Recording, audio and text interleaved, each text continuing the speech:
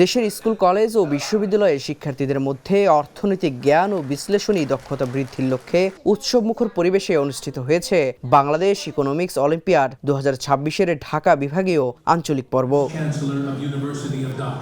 আয়োজন সম্পর্কে ইকোনমিক্স অলিম্পিয়াডের ব্র্যান্ড অ্যাম্বাসেডর মোহাম্মদ মানসুরুল হক বলেন, বাংলাদেশ ইকোনমিক্স অলিম্পিয়াড একটি শিক্ষার্থীদেরকে ইকোনমিক্সে লিটারেট করার জন্য, আরও বেশি স্মার্ট করার জন্য জাতীয় এবং আন্তর্জাতিক উদ্যোগ। আপনারা নিশ্চয়ই জানেন যে বাংলাদেশ ইকোনমিক্স অলিম্পিয়াডের একটা বড় অর্জন ছিল 2025 সালে 4টা ব্রোঞ্জ মেডেল আমরা অর্জন করেছি।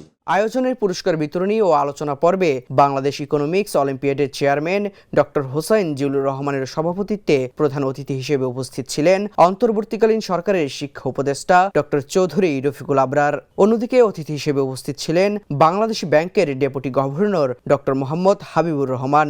এছাড়াও উপস্থিত ছিলেন ঢাকা বিশ্ববিদ্যালয়ের উপ উপাচার্য ডক্টর সাইমা হক বিদিশা, বাংলাদেশ ইকোনমিক্স অলিম্পিয়াডের প্রেসিডেন্ট আল আমিন পারভেজ সহ আরও অনেকে। এ সময় শিক্ষা উপদেষ্টা বলেন, এই সম্মিলন এটা অর্থনীতিবিদদের বা অর্থনীতির ছাত্রছাত্রীদের সম্মিলন হিসেবে দেখাটা বোধহয় ভুল হবে। আমি মনে করি ভবিষ্যতে এখানে যারা এখানে আজকে একসাথে হয়েছে, তোমাদের হাতে বড় ধরনের সিদ্ধান্তগুলো, চয়েস যেগুলো আছে জাতীয় ক্ষেত্রে যেগুলো নিতে হবে, যে আমাদের জাতীয় যে সমস্ত সমস্যা আমরা সম্মুখীন হব, যেগুলো জনগণের জীবনে নানান রকমের ইম্প্যাক্ট করবে, সেই সমস্যাগুলো কিভাবে আমরা সমাধান করব।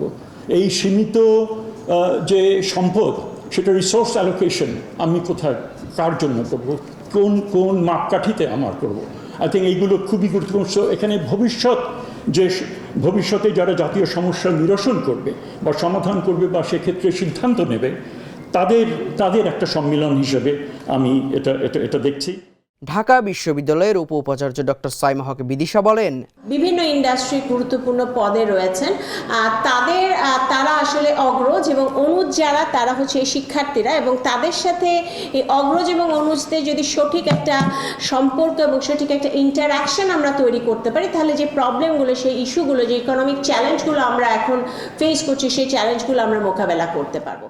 এই অলিম্পিয়াডের উদ্দেশ্য সম্পর্কে বাংলাদেশ ইকোনমিক্স অলিম্পিয়াডের চেয়ারম্যান ডক্টর হোসেন জিল্লুর রহমান বলেন, আজকে বাংলাদেশের সামনে সবচেয়ে গুরুত্বপূর্ণ যে এজেন্ডা, সেটা হচ্ছে মানব সম্পদকে আরও সক্ষম করে গড়ে তোলা।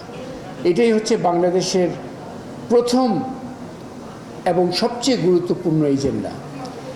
এই যে বিশেষ করে আমাদের তরুণ প্রজন্মকে, সেটা বিভিন্ন জেন, ওটাতে আমি আর যাচ্ছি না, জেড, আলফা ইত্যাদি ইত্যাদি, যে তরুণ প্রজন্মকে সক্ষমভাবে গড়ে তোলা, এটা আজকে রাষ্ট্রের দায়িত্ব, সমাজের দায়িত্ব, পেশাজীবী গোষ্ঠীর দায়িত্ব, পরিবারের দায়িত্ব, আমাদের স্থানীয় কমিউনিটির দায়িত্ব, আমাদের সবারই দায়িত্ব হচ্ছে এই বিষয়টা।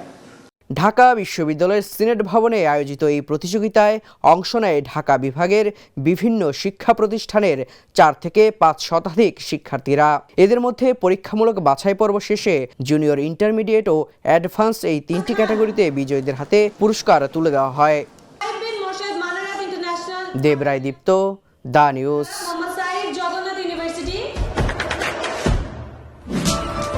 দেশে দেশে সবার সাথে দ্য নিউজ।